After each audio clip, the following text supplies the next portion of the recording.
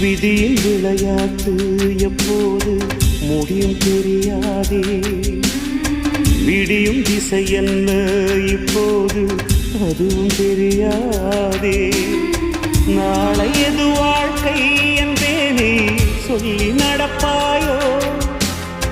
பாசம் தாழாமல் அங்கேயோ உள்ளம் துடிப்பாயோ. காலம் செய்த கோலம் என்று துன்பம் பொறுப்பாயோ. சோகங்களே வாழ்க்கையின் வேதமோ.